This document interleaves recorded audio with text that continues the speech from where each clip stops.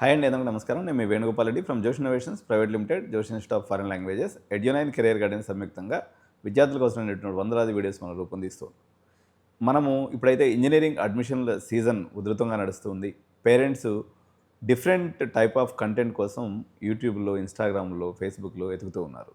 ఈ పరిస్థితుల్లో జనరల్గా ఒక ఇంజనీరింగ్ కాలేజ్ గురించి మనం మాట్లాడేటప్పుడు ఇన్ఫ్రాస్ట్రక్చరు, ల్యాబ్స్ వగైరా ఎక్సెట్రా ఎక్సెట్రా గురించి మాట్లాడతాం. కానీ ఇన్స్టిట్యూషన్ యొక్క బ్రైన్ ఎవరంటే ఆ ఇన్స్టిట్యూషన్ యొక్క లీడర్షిప్. ఏదైనా ఒక ఇంజనీరింగ్ కాలేజీలో మనం చదువుతున్నామంటే ఆ ఇన్స్టిట్యూషన్ యొక్క ఇంత పెద్ద శరీరాన్ని మనకు నడిపించేది బ్రెయినే కాబట్టి ఇన్స్టిట్యూషన్ ఏ రకంగా నడవాలి, ఏ రకమైనటువంటి పాలసీస్ తీసుకోవాలి, ఏ రకమైనటువంటి పెడగాగిస్ ఉండాలి అని నిర్ణయించేది ఇన్స్టిట్యూషన్ యొక్క లీడర్షిప్పే. ఈరోజు Geethanjali college of engineering and technology 2005వ సంవత్సరంలో కీసరలో ఎస్టాబ్లిష్ అయినటువంటి ఈ కాలేజీ రేసు గుర్రం లెక్క ఈరోజు టాప్ 10 కాలేజీల్లో ఇన్క్లూసివిటీ తీసుకోవడం కోసం పరుగులు తీస్తున్నటువంటి పరిస్థితి ఉంది. సో దీని వెనుక హరిశ్చంద్రారెడ్డి సార్ కృషి ఎంతో ఉంది. ఈరోజు గీతాంజలి జీసీటీసీ యొక్క లీడర్షిప్ పొజిషన్లో వైస్ చైర్మన్ హోదాలో ఈ యొక్క ఇన్స్టిట్యూషన్ని నడుపుతున్నటువంటి హరిశ్చంద్రారెడ్డి సార్తో మనం ఉన్నాం. Welcome to our studio sir. Thank you so much for having me here. Good morning అండి అందరికీ. అయితే ఈరోజు సార్ యొక్క ప్రతి మనిషికి అండి వ్యక్తిగత జీవితంలో తను సాధించిన విజయాలు మొదట మాట్లాడి తర్వాత తను సాధించబోయేటువంటి విషయాలను మాట్లాడాల్సినటువంటి అవసరం ఉంది. ఎందుకంటే ఉన్నత విద్య, ఉన్నతమైనటువంటి ప్రమాణాలు, ఉన్నతమైనటువంటి ఆలోచనలు, ఉన్నతమైనటువంటి ఎదుగుదల కలగలిపినటువంటి వ్యక్తిత్వం హరిశ్చంద్రారెడ్డి సార్ది. ఒక్కసారి తన యొక్క వ్యక్తిగత జీవితం, అదేవిధంగా తన యొక్క academic life and professional life and existing జీసీటీసీలో తను వైస్ చైర్మన్ హోదాలో తన యొక్క ఆలోచనల్ని మనతో షేర్ చేస్తారు సారు. ఒక్కొక్కటిగా ఈరోజు మనం తెలుసుకుందాం సార్. ఓకే. అయితే మీ యొక్క స్కూలింగ్, అదేవిధంగా కాలేజ్ లైఫ్ గురించి చెప్పండి సార్. నేను స్కూలింగ్ చిన్నప్పుడు సెయింట్ పాల్స్లో చేశాను, Saint Paul's high school, Himayatnagar. దాని తర్వాత లాస్ట్ 3 years చిరెక్ పబ్లిక్ స్కూల్లో జాయిన్ అయ్యాను. మేము ఇటు షిఫ్ట్ అయ్యాము, అప్పుడు దూరం అవుతుందని చిరెక్ పబ్లిక్ స్కూల్లో చేరాను. ఇంటర్మీడియట్ మాత్రం మళ్ళీ ఫస్ట్ రామయ్య అని అనుకున్నాం. అప్పుడు అందరు రామయ్యకి వెళ్తుండే, ఐఐటీ అని ఆల్రెడీ మైండ్లో ఉంటే రామయ్య కోచింగ్ అనుకున్నాము. కానీ లాస్ట్ మినిట్లో అప్పుడు ఫిట్జీ కొత్తగా వచ్చింది, వాళ్ళ ఫిలాసఫీ బాగుండే. సో నేను ఫిట్జీలో జాయిన్ అయ్యాను. అది నాకు బాగా వర్కౌట్ అయింది, ఎందుకంటే అది ఆఫ్టర్నూన్ వరకే ఉంటుండే మా క్లాస్. అప్పుడు నారాయణ చైతన్యలాగా సాయంత్రం వరకు, రాత్రి వరకు కాదు. వాళ్ళు మధ్యాహ్నం 12:40 వరకు క్లాస్ అయిపోతుండే, నేను ఇంటికి 1:40 వరకు లంచ్కి అయిపోతుండే, ఇంటికి వచ్చేసి దాని తర్వాత నేను ఓన్గా ప్రాక్టీస్ చేస్తుండే. అది కొంచెం ఉండాలి, ఇట్లాంటి సిచ్యువేషన్లో ఓన్గా పనిచేసే వాళ్ళకే అది వర్కౌట్ అవుతుంది. అయితే నేను అది కొంచెంసేపు నేను చదువుకుంటుండే, రిలాక్స్ అవుతుండే. That was my life. ఆ కంటిన్యూస్ ఎఫర్ట్ వల్ల ఆ కృషికి ఫలితం వచ్చింది. ఆల్ ఇండియా ర్యాంక్ 1000 వచ్చింది. అప్పుడు జేఈలో నేను కంప్యూటర్ సైన్స్ నాకు తీసుకోవాలని ఎప్పటి నుంచో ఉండే. మా మదర్ కూడా ఇంజనీర్, సిబిఐటీలో ఎలక్ట్రానిక్స్ చేసింది. వావ్. సో చిన్నప్పటి నుంచే తను నాకు engineering mindset, problem solving mindset సెర్లాక్తోనే పెట్టింది. అరౌండ్ 8 years ఆర్ లెసర్ ఉన్నప్పుడే నేను కంప్యూటర్స్ ఇంట్రడ్యూస్ చేసింది. టైపింగ్ కానీ, వర్డ్ కానీ. అప్పట్లో వర్డ్ స్టార్ అని ఉంటుండే, ఆ వర్డ్ స్టార్లో టైపింగ్ నేర్చుకుంటూ మెల్లగా ప్రోగ్రామింగ్ నేర్పించింది అంతే ముందే. సో నాకు కంప్యూటర్ సైన్స్ ఓరియంటేషన్ అప్పుడే ఉండే. దాని తర్వాత నాకు ఎనీవే కంప్యూటర్ సైన్సే కావాలని నన్ను ఈ చెన్నై, బాంబే ఇవన్నీ మంచి ఐఐటీస్ కాకుండా నేను అప్పుడు 7th ర్యాంక్లో ఉండే ఐఐటి గౌహటికి వెళ్ళాను కంప్యూటర్ సైన్స్ కోసం. ఓకే. అక్కడ వెళ్ళిన తర్వాత అక్కడ ఫ్యాకల్టీ కూడా, ఇన్ఫ్రాస్ట్రక్చర్ ఫ్యాకల్టీ వర్ డెఫినెట్లీ అమేజింగ్. అడిగి వెళ్ళిన తర్వాత ఓకే ఐఐటి ఎందుకు ఇంత తోపు అంటే అక్కడికి వెళ్ళిన తర్వాత అర్థమైంది. వాళ్ళు స్ట్రక్చర్ ఆఫ్ ద కరికులం కూడా ఎంత ఫండమెంటల్స్ మీద ఫోకస్ చేస్తారంటే ఫస్ట్ ఇయర్ మల్టీ డిసిప్లినరీ అన్నీ చెప్తారు. కంప్యూటర్ సైన్స్ ఇంజనీర్ కూడా ఫిజిక్స్, కెమిస్ట్రీ, బయాలజీ కూడా ఉంటుంది ఫస్ట్ ఇయర్లో. ఆ డిఎన్ఏ, ఆర్ఎన్ఏ కూడా చదువుకొని అవి రాసాము. దాని తర్వాత సెకండ్ ఇయర్కి వచ్చేసరికి will get in to more of the core computer science subjects. అవన్నీ చదువుకొని వాళ్ళు ఎక్కడ కూడా అప్పుడు ప్రోగ్రామింగ్ ఎక్కడ నేర్పారు. వాళ్ళు ఒక డేటా స్ట్రక్చర్స్ కోర్స్ ఉంటుంది అంతే. దాని తర్వాత ఒక సాఫ్ట్వేర్ ఇంజనీరింగ్ కోర్స్ ఉండే, అక్కడ అందులో మేము జావా నేర్చుకోవాల్సి ఉండే. వాళ్ళు క్లాస్లో ఎప్పుడు చెప్పరు, మీరు ఈ కోర్స్ జావాలో చేయండి అని చెప్పాడు సార్, అంతే. మేమే నేర్చుకొని మేమే ఇంప్లిమెంట్ చేస్తే జావాలో ప్రోగ్రామ్స్ రాసుకుంటూ చేసాం.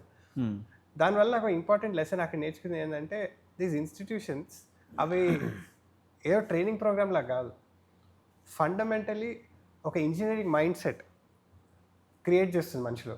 ఏంటంటే the ability to learn new things. అది ఫస్ట్. కొత్త విషయాలు మనంతట మనమే నేర్చుకునే కేపబిలిటీ క్రియేట్ చేస్తుంది.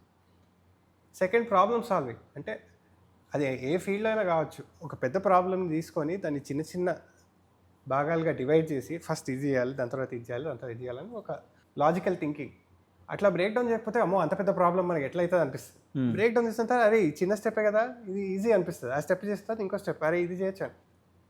ఆ మైండ్ సెట్ తీసుకొస్తుంది engineering. It is not just about learning some programming language or whatever. ఎందుకంటే అది ప్రోగ్రామింగ్ లాంగ్వేజ్ మారిపోతుంటాయి. అప్పట్లో అసలు మేము కాలేజ్లో ఉన్నప్పుడు రియాక్ట్ అనేది లేదు. దాని తర్వాత 10 ఏళ్ళ తర్వాత React was a standard. MERN stack, MEAN stack అన్నీ ఎట్లా వచ్చేసాయంటే రియాక్ట్ అందరికీ ఇండస్ట్రీలో అందరూ అదే వాడుతారు. అది మళ్ళీ 10 ఏళ్ళ తర్వాత ఉంటుందంటే మనకు తెలియదు. టెక్నాలజీ ఎప్పుడు మారుతూనే ఉంటుంది. మనం ఫాస్ట్గా టెక్నాలజీని నేర్చుకుంటూ మారుతూ ఉండాలి. ఇప్పుడు నేను కాలేజ్ పాస్ అవుట్ అయ్యి 15 ఏళ్ళు అయింది మొత్తం. దాని తర్వాత ఇప్పుడు ఏఐ మొన్న వచ్చింది. నేను మళ్ళీ మన కోర్స్ జాయిన్ అయినా ఆన్లైనే కదా, అంతా సెల్ఫ్ లెర్నింగ్. అంతే. ఏఐ అంతా నేను సెల్ఫ్ లెర్నింగ్తో నేర్చుకుంటున్నాను. అందరి విద్యార్థులకి that is the most important skill that engineering gives you. To be dynamic, adaptable. కాలం ఎలా మారినా మనం కూడా దాంతో అడాప్ట్ అయ్యేటట్టు ఉంటే, కాలం ఎలా మారినా మనం ఆ కాలంతో మారగలిగితే అప్పుడు మనకి ఏ దోకా లేదు, ఏ టెన్షన్ తీసుకోవాల్సిన అవసరం లేదు. కొత్త టెక్నాలజీ ఏమొచ్చినా, లే ఆఫ్స్ ఏమైనా మనకి ఏం కాదన్న కాన్ఫిడెన్స్ ఉంటుంది. మీ ఐఐటి గౌహతి జర్నీలో ఒక memorable points which carried away to GCTC ఏం చూశారు సార్? అక్కడ నుంచి ఏం పాలసీస్ని మీరు ఇక్కడ దాకా తీసుకొచ్చి ఉంటారు? ఆ యొక్క ఇంపాక్ట్ జీసీటీసీ అడ్మినిస్ట్రేషన్లో మీకు ఏ రకంగా హెల్ప్ అవుతుంది? నాకు ఐ విల్ సే 2 పాయింట్స్. ఒకటి, అప్పుడు మా director doctor Gautam Barwa sir ఉండే. ఆయన కూడా చాలా విజనరీ అండ్ మంచి ప్రొఫెసర్ ఉండే. ఆయన ఒకటి ఏం చెప్పాడంటే, మాకు అప్పుడు ఐఐటీలో మ్యాండేటరీ అటెండెన్స్ ఉంటుంది యాజ్ యూజువల్. కానీ ఆయన క్లాస్లోకి వచ్చి అప్పుడు చెప్తుండే, అటెండెన్స్ తీసుకుంటాను ఎందుకంటే పాలసీ ప్రకారం తీసుకోవాలి, నేనే పెట్టిన పాలసీ అది అని. బట్ ఆయన అప్పుడు ఒకటి చెప్పారు, నేను అటెండెన్స్ తీసుకోవడం వల్ల మీరు క్లాస్కి రావద్దు, మీకు ఇంట్రెస్ట్ ఉండి మీరు క్లాస్కి రావాలి. అది నాతో స్టిక్ అయింది. సో స్టూడెంట్స్కి అది ఇంట్రెస్ట్ కల్పించాలి. వాళ్ళకి ఆ క్లాస్తో ఉపయోగం ఏంటి అనేది వాళ్ళకే అర్థం కావాలి. అండ్ వాళ్ళకి ఇంట్రెస్ట్ ఉంటే వాళ్ళే వస్తారు. పాఠం మంచిగా చెప్పాలి, వాళ్ళకి ఉపయోగపడేలా చెప్పాలి, వాళ్ళకి ఎందుకు ఉపయోగపడుతుందో వాళ్ళకి నేర్పియాలి. కొందరికి ఫ్రెష్ అవుట్ ఆఫ్ కాలేజ్ వాళ్ళకి తెలియకపోవచ్చు, అరే ఈ సబ్జెక్ట్ మనకి ఎందుకు ఇది అవసరం లేదు అనిపించచ్చు. అదొక మెయిన్ పాయింట్. ఇంకోటి, నాకు వన్ మోర్ ఎక్స్పీరియన్స్ నాకు ఏమైందంటే, నాకు ప్లేస్మెంట్స్ అప్పుడు సెకండ్ డేలో ప్లేస్మెంట్స్ అప్పుడు నాకు డైరెక్ట్ ఐ కంపెనీలో జాబ్ వచ్చింది. దానికన్నా ముందు మైక్రోసాఫ్ట్లో ఇంటర్వ్యూ చేశాను. మైక్రోసాఫ్ట్లో 2 times వాళ్ళు రిజెక్ట్ చేశారు, సెకండ్ థర్డ్ రౌండ్స్లో అట్లా.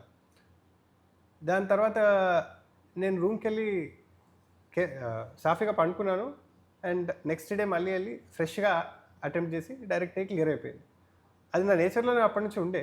ఎప్పుడైనా నేను రిజెక్షన్ అంత సీరియస్గా తీసుకోలేదు, డౌన్ కాలేదు, అదొకటి. అండ్ సెకండ్ డైరెక్ట్ ఫైనల్ ఇంటర్వ్యూలో వాళ్ళతో మాట్లాడుతుంటే, నేను చేసిన అకాడమిక్ వర్క్ అంటే నా ప్రాజెక్ట్స్ మీద ఎక్కువ అడిగాడు. నేను అప్పుడు ఫ్రీలాన్స్ ప్రాజెక్ట్స్ అది ఇది స్టార్ట్ చేశాను 3rd yearలో. అప్పుడు ర్యాంపప్ కష్టంగా ఉండే, బట్ లక్కీలీ కొంచెం దొరికినాయి ప్రాజెక్ట్స్, అప్పుడు చేశాను. సో ఆ ప్రాజెక్ట్స్ మీద ఎక్కువ అడిగారు వాళ్ళు. అది ఎందుకంటే రియల్ ప్రాజెక్ట్స్, అకాడమిక్ ప్రాజెక్ట్స్ కాదు, రియల్ ప్రాజెక్ట్స్. వాళ్ళు బయట ఎవరికో రిక్వైర్మెంట్ ఉంటే వాడు అప్పుడు మొబైల్ యాప్స్, వెబ్ యాప్స్ అవన్నీ ప్లే స్టోర్లో పెట్టడానికి, యాప్ స్టోర్లో పెట్టడానికి వాళ్ళు నాతో తయారు చేయించుకొని పెట్టారు. సో వాటి మీద ఎక్కువ అడిగారు. అప్పుడు ఆ ప్రాక్టికల్ ఎక్స్పీరియన్స్ ఎంత డిఫరెన్స్ చేసిందనేది నాకు అనిపించింది. So all of this together I think these are the memorable moments in my academic journey. అక్కడ ఐఐటీలో ఆ ప్రిన్సిపల్స్ అన్నీ డీప్లీ రూటెడ్ ఉన్నాయి. అదే ప్రిన్సిపల్స్ నేను ఇక్కడ తీసుకురావడానికి ట్రై చేస్తాను. స్టూడెంట్స్కి క్లారిటీ ఇచ్చి వాళ్ళు ఎట్లాంటి వాటి మీద వాళ్ళ రోడ్ మ్యాప్ ఏమి ఉండాలి. ఫస్ట్ ఇయర్ ఓరియంటేషన్ తర్వాతనే నేను రోడ్ మ్యాప్ తీసుకుంటాను స్టూడెంట్స్కి.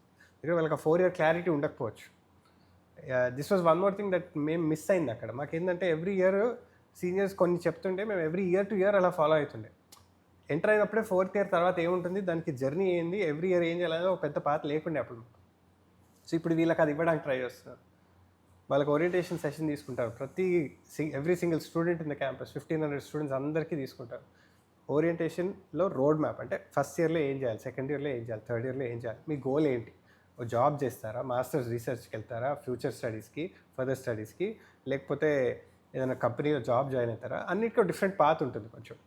సో ఎక్కడెక్కడ ఫోకస్ చేయాలి, ఫస్ట్ ఇయర్లో ఏం చేయాలి, సెకండ్ ఇయర్లో ఏం చేయాలి, అది వాళ్ళకి గైడ్ చేస్తాను ఫస్టే. ముందే వాళ్ళ మైండ్లో పడి ఉంటే then they'll keep that in mind as they go అలా. సార్ యాక్చువల్గా ఇప్పుడు మీ యొక్క ఫస్ట్ జాబ్ చేస్తున్నటువంటి కంపెనీ, అక్కడ ఉన్నటువంటి ఎక్స్పీరియన్స్, అక్కడ ఉన్నటువంటి కొలీగ్స్, అక్కడ మీరు చేసినటువంటి ప్రాజెక్ట్స్, తర్వాత అక్కడ మీరు క్యారీ చేసినటువంటి intellectual things which brought to India and implementing at GCTC ఏంటి, ఆ యొక్క జర్నీ గురించి మీ యొక్క ప్రొఫెషనల్ జర్నీలో జరిగినటువంటి డిఫరెంట్ స్టెప్స్ని మాకు కొంచెం చెప్పండి సార్. నా ఫస్ట్ జాబ్ నేను డైరెక్టర్లో జాయిన్ అయ్యాను. డైరెక్టర్లో జాయిన్ అయినప్పుడు అక్కడ చాలా మంచి టీం ఉండింది. ఎవ్రీవన్ వాజ్ చాలా హెల్ప్ఫుల్ ఉండే. వాళ్ళు సీనియర్స్ జూనియర్స్ని చాలా బాగా మెంటర్ చేశారు. మాకు ఎప్పుడు కూడా అంటే ఒక క్వశ్చన్ అడగడానికి ఎప్పుడు ఇబ్బంది అనిపించలేదు. అరే మాకు ఇది తెలియదు అడిగితే వాళ్ళు ఏమనుకుంటారో అన్నట్టు ఎప్పుడు అనిపించలేదు. మాకు తెలియకపోతే ఇది వాళ్ళ సీనియర్ని పిలిచి సరే మాకు తెలియలేదు, మాకు ఇది తెలీదు, ఇది ఎట్లా చేయాలని అడిగితే మా సీనియర్ అయినా వాళ్ళ సీనియర్ అయినా మేనేజర్ అయినా ఎవరైనా దిగొచ్చి మాతో కూర్చొని ఇగో ఇది ఇలా చేస్తారని మాకు చూపిస్తుండే. ఆ లెర్నింగ్ ఎన్వైర్న్మెంట్ స్టార్టింగ్లో చాలా హెల్ప్ అయింది డైరెక్ట్గా. అండ్ అప్పటికి direct I was already big company, but అంటే గూగుల్ లెవెల్ బిగ్ కాదు అది. సో అట్లాంటి కంపెనీస్లో ఉండడంతో ఏంటంటే కొంచెం ఓనర్షిప్ ఉంటుంది. వర్క్ టేక్ ఓనర్షిప్ అంటే ఆ ప్రాజెక్ట్లో ఏమవుతుంది, ఆ ప్రాజెక్ట్ ఎక్కడికి వెళ్తుంది, దాని ఇంపాక్ట్ ఏంది, దాని కోడ్ ప్రతి లైన్ మన చేతిలో ఉంటుంది, మనకు కనిపిస్తుంటుంది. అండ్ చాలా రెస్పాన్సిబిలిటీ ఉంటుంది. దాంతో నేర్చుకోవడం ఎక్కువ అవుతుంది. You learn much more. చాలా నేర్చుకొని అంతా తెలుస్తుంది. దాని తర్వాత 4 years తర్వాత నేను గూగుల్కి వెళ్ళాను. So I could see the difference. ఏంటి డిఫరెన్స్ కనిపించింది సార్ అది? ఆ development life cycle and the development environment అన్నీ డిఫరెంట్ ఉంటాయి. గూగుల్లో ఇయర్స్ తరబడి ఇన్ఫ్రాస్ట్రక్చర్ డెవలప్ చేసుకున్నారు. సో అది వాళ్ళకి ప్లస్ అయింది. చాలా ఫాస్ట్గా డెవలప్మెంట్ చేయొచ్చు. కొన్ని థింగ్స్ అన్నీ ఇక్కడ మాన్యువల్గా ఏవైతే చేస్తున్నామో అవన్నీ ఫాస్ట్గా అయిపోయాయి గూగుల్. ఎందుకంటే వాళ్ళు ఆల్రెడీ అదంతా ఆటోమేట్ చేసి పెట్టేశారు. అదొకటి. ఎక్స్పీరియన్స్ ఇంజనీర్స్ ఉంటుండే, చాలా ఎక్స్పీరియన్స్ ఇంజనీర్స్. సో వాళ్ళందరూ కూడా ఇంకా డీపర్ లెవెల్ క్వశ్చన్స్ మీద గైడ్ చేస్తుంది. అంటే జస్ట్ ఏదో కోడ్ రాసే పని చెప్పడం కాదు. ఈ కోడ్ ఇలానే ఎందుకు రాయాలి, వేరేలాగా ఎలా రాయచ్చా, ఇలా రాస్తే ఏంటి, అలా రాస్తే ఏంటి, ఆ రెండింటికి కంపారిజన్ ఏంటి, 100 ఉంటాయి. ఇదంటే నేను ఎందుకు చెప్తున్నానంటే ఇప్పుడు దోస్ కైండ్ ఆఫ్ థింగ్స్, అలాంటి కంపారిజన్, ఆ deeper questions are becoming much more important today in the AI era. AI వచ్చి కోడ్ రాసేస్తుంది మనకి. అట్లాంటప్పుడు మన పని ఏంటి అంటే ఇంకొంచెం నెక్స్ట్ లెవెల్కి వెళ్ళడం. అండ్ ఆ డీపర్ అండర్స్టాండింగ్ కావాలి, higher level thinking, systems thinking అంటారు. సో అవన్నీ నాకు ఆ గూగుల్లో నేర్చుకున్నాను. ఆ గూగుల్లో కూడా మంచి ఎన్వైర్న్మెంట్ ఉంటుంది. వాళ్ళ కల్చర్ చాలా బాగుంటుంది. అందరూ ఎవరి వాళ్ళు హెల్ప్ చేసుకుంటారు, ఎవరు సెల్ఫిష్ ఉండరు, టైం ఇస్తారు, మంచి టీం ఉంటుంది. ప్రాజెక్ట్స్, గ్లోబల్ ప్రాజెక్ట్స్ అన్నీ ఇక్కడ ఉండి మేము యూరోప్ వాళ్ళతో, యూఎస్ వాళ్ళతో కోఆర్డినేట్ చేసుకుంటూ పనిచేసేవాళ్ళం. కానీ కొన్నిసార్లు అక్కడ డిఫరెన్స్ ఏముంటుందంటే మేబీ మనం చేసే పనిది డైరెక్ట్ ఇంపాక్ట్ మనకు కనిపించకపోవచ్చు. అంత పెద్ద మిషన్లో చిన్న కాగ్లాగా ఉంటాం. మనం ఇక్కడ తిరిగితే ఏంటి, తిరగకపోతే ఏంటి అన్న ఫీలింగ్ వస్తుంది అప్పుడప్పుడు. ఓకే. సో గూగుల్ తర్వాత సార్ నెక్స్ట్? గూగుల్ తర్వాత అట్ దట్ పాయింట్ నేను ప్యారలీ this was another thing that I carried forward with me all the time. నేను ఆన్లైన్ ఏదో ఒక కోర్సు, ఏదో ఒక కొత్త సబ్జెక్ట్ నేర్చుకుంటూనే ఉంటాను కంటిన్యూస్గా. That is in my nature. And I think that అందరూ అది చేయాలి. త్రూఅవుట్ యువర్ లైఫ్ కొత్తవి నేర్చుకుంటూనే ఉండాలి. ఏదో ఒక థింగ్, మీకు ఏది ఇంట్రెస్ట్ ఉంటే అది దానిలో క్యూరియస్ ఉంటారు కదా, దాని గురించి నేర్చుకోండి. మీకు ఫోటోగ్రఫీ ఇంట్రెస్ట్ అయితే ఫోటోగ్రఫీ నేర్చుకోండి, ఫోటోగ్రఫీ కోర్స్ చేయండి. గేమింగ్ ఇంట్రెస్ట్ అయితే గేమ్ డెవలప్మెంట్ నేర్చుకోండి, కొత్త గేమ్స్ ఎలా తయారు చేయాలో నేర్చుకోండి. అట్లా ఏదో ఒకటి ఉంటుంది. నాకు అప్పుడు సడన్గా మధ్యలో మా కొలీగ్, డైరెక్ట్ లైన్లో ఉన్నప్పుడు ఒక కొలీగ్తో డిస్కస్ చేస్తూ ఫైనాన్స్ అంటే నాకు ఎప్పటి నుంచో ఇంట్రెస్ట్ ఉండే. మా ఫాదర్ కూడా కొంచెం అటు ఇటు స్టాక్ ఇన్వెస్టింగ్ చేస్తుండే. మా ఎల్డర్ బ్రదర్ కూడా ఒక ఆయన, హీ వాజ్ ఇన్ ఇన్వెస్టింగ్. అప్పటి నుంచే స్టాక్స్ గురించి ఇంట్లో డిస్కషన్స్ చేస్తుండే. సో నాకు కూడా క్యూరియస్ ఉండే to study that. So financial engineering or quantitative finance అంటే మ్యాథమెటికల్ ఫైనాన్స్లో మ్యాథ్స్ అప్లై చేసి సిస్టమేటిక్గా పద్ధతితో ఎలా థింక్ చేసి మ్యాథ్స్తో ఎలా ఎక్స్ప్లెయిన్ చేసుకుంటూ చేయాలనేది ఇంట్రెస్టింగ్ ఫీల్డ్ అనిపించింది. కొన్ని ఆన్లైన్ కోర్సెస్ చేశాను. దాని తర్వాత నాకు ఇంట్రెస్ట్ ఎక్కువై దానివల్ల నేను గూగుల్ జాబ్ వదిలేసి యూఎస్కి మాస్టర్స్కి వెళ్ళాను, న్యూయార్క్కి, just to pursue masters MSc in financial engineering. అక్కడ వరల్డ్లో one of the top programmes is run by state university, city university of New York అని గవర్నమెంట్ ఇన్స్టిట్యూషన్. బట్ అందులో ఈ programme is one of the best ranked in the world. Baruch MFE అంటారు. Not very expensive also. But వాళ్ళ దగ్గర చేసిన తర్వాత the output అందరు వెళ్ళి top hedge funds, top banks, top trading firms in the world అని కొడితే ఏవైతే లిస్ట్ వస్తుందో వాళ్ళ అలుమ్నై అందరూ అక్కడ ఉంటారు. సో నేను కూడా బరూక్ జాయిన్ అయ్యాను. 1.5 year ప్రోగ్రామ్, చాలా మంచి ప్రోగ్రామ్, వెరీ ఎక్స్పీరియన్స్ ప్రొఫెసర్స్. అది ఫైనాన్స్ ప్రోగ్రామ్, మ్యాథ్స్ స్కూల్ వాళ్ళు నడిపిస్తారు. సో అట్లాంటి ప్రోగ్రామ్ అది. It is in the maths school, not in business or anywhere else. So ఆ మ్యాథ్స్ వాళ్ళు నడిపించిన ప్రోగ్రామ్ అది. అక్కడ మంచి ఇండస్ట్రీ ఎక్స్పీరియన్స్ ప్రొఫెషనల్స్ ఉంటారు. That was also one more learning. ఇక్కడ జీసీటీసీలో నాకు ఇన్కార్పొరేట్ చేయాలని ఉన్నది. A lot of the faculty అక్కడ ఇండస్ట్రీకి వస్తుంది. మేము న్యూయార్క్లో ఉన్నాం కదా, చాలా మంది అక్కడే బ్యాంక్స్లో, హెడ్జ్ ఫండ్స్లో, ట్రేడింగ్ ఫర్మ్స్లో న్యూయార్క్లో ఉంటాయి, ఫైనాన్స్ క్యాపిటల్ అంటారు. సో అక్కడ వాళ్ళు మార్నింగ్ టు ఈవినింగ్ పనిచేసి మాకు ఈవినింగ్ క్లాసెస్ పెడుతుండే, వాళ్ళు ఈవినింగ్ వచ్చి మాకు చెప్తుండే. సో ఆ ఇండస్ట్రీ ఆయన చెప్పింది డైరెక్ట్లీ రెలవెంట్ ఉంటుండే. అది థియరిటికల్గా కాకుండా much more relevant, direct application of the concept. అంటే ఆ కాన్సెప్ట్ని తీసుకెళ్ళి మేము పాస్ అవుట్ అయిన తర్వాత ఎలా ఉందో అలానే అప్లై చేస్తాం అంతే. మళ్ళీ నెక్స్ట్ ఇంకేదో దాని మీద ర్యాపర్ లేకపోతే ఇది ఉట్టి చదువుకోవడానికి కానీ పనికిరాదు అన్నట్టు అలా కాకుండా డైరెక్ట్ రెలవెంట్ కాన్సెప్ట్ చెప్తుండే. సో అట్లాంటి ఇండస్ట్రీ ఎక్స్పీరియన్స్ నుంచి నేర్చుకొని దాని తర్వాత ఏక్యూఆర్ క్యాపిటల్ మేనేజ్మెంట్లో ఇంటర్న్షిప్ వచ్చింది. దాని తర్వాత వాళ్ళు ఫుల్ టైం కన్వర్ట్ ఇచ్చారు. దట్ వాజ్ అప్పట్లో it was the second biggest hedge fund. ఇప్పుడు అంటే వాళ్ళు ఫైనాన్స్ ఫర్మ్స్లో అన్ని అప్ అండ్ డౌన్ అవుతుంటాయి కాబట్టి ఇప్పుడు మేబీ టాప్ 5, టాప్ 10లో ఉండొచ్చు. బట్ అప్పట్లో ఇప్పుడు second biggest hedge fund in the world. $200 billion పైగా మేనేజ్ చేస్తుండే అప్పుడు. దానిలో క్రెడిట్ పోర్ట్ఫోలియోస్ మేనేజ్ చేసే టీంలో జాయిన్ అయ్యాను నేను. నా కంప్యూటర్ సైన్స్ బ్యాక్గ్రౌండ్ వల్ల నేను నేర్చుకున్న ప్రోగ్రామింగ్, పైథాన్ ప్రోగ్రామింగ్. అగైన్ మళ్ళీ ఎవరు కోర్స్ చెప్పలేదు, నేనే నేర్చుకున్నాను. సో పైథాన్ ప్రోగ్రామింగ్ యూజ్ చేసుకుంటూ వాళ్ళ సిస్టమ్స్ని ఆటోమేట్ చేయడం, బెటర్ చేయడం, అండ్ అలానే ఫైనాన్స్ యాంగిల్ నేర్చుకోవడం. అంటే ఒక పోర్ట్ఫోలియో ఎలా మేనేజ్ చేస్తారు, దానికి డిఫరెంట్ రిస్క్స్ ఎలా ఉంటాయి, ఆ రిస్క్స్ ఎలా ఆఫ్సెట్ అవుతాయి, how to think about money, investing, అవన్నీ అక్కడ నేర్చుకున్నాను. దాని తర్వాత అప్పుడు నేను కోవిడ్ టైంలో మా ఇండియా వచ్చేయాలని ఉండే. Anyway okay, we never wanted to stay there. So we came back to India family మొత్తంతో. అప్పుడు ఇండియాకి వచ్చిన తర్వాత వాళ్ళకి ఇండియా ఆఫీస్ లేకుండే. So I couldn't work for them in India. అయితే ఇంకో కంపెనీ, ట్రేడింగ్ కంపెనీ జాయిన్ అయినప్పుడు, అది క్వాంటిటేటివ్ ట్రేడింగ్, అంటే మ్యాథ్స్ యూజ్ చేసి, ఆల్గోరిథమిక్ ట్రేడింగ్, మ్యాథ్స్ యూజ్ చేసి, ప్రోగ్రామ్స్ యూజ్ చేసి ట్రేడింగ్ చేస్తాం. సో అలా నా కంప్యూటర్ సైన్స్ ప్లస్ ఫైనాన్స్ రెండు కలిపి అక్కడ ఉపయోగపడింది. దాని తర్వాత అక్కడ 4 years చేసిన తర్వాత ఫైనలీ గీతాంజలి కాలేజ్కి వచ్చాను. At that point I felt, నేను అరే ఈ కంపెనీ కోసం ఇంత కష్టపడి పనిచేస్తున్నాను, నేను ఈ కాలేజ్లో పనిచేస్తే నా ఎక్స్పీరియన్స్ అంతా ఉపయోగించి ఈ స్టూడెంట్స్కి ఏమైనా హెల్ప్ చేస్తే, కాలేజ్కి ఏమైనా హెల్ప్ చేస్తే, వాళ్ళ కేపబిలిటీస్ చాలా ఉన్నాయి. స్టూడెంట్స్కి చాలామంది కేపబుల్ స్టూడెంట్స్ ఉన్నారు. వాళ్ళకి ఒకళ్ళకి, ఇద్దరికి, 5గురికి, 10 మందికి హెల్ప్ చేస్తే, వాళ్ళకి నేను రావడం వల్ల నేను ఇంత పని చేస్తే వాళ్ళకి ఇంపాక్ట్ ఉంటుంది, వాళ్ళ లైఫే మారిపోతుంది, నెక్స్ట్ జనరేషన్ అంతా మారిపోతుంది.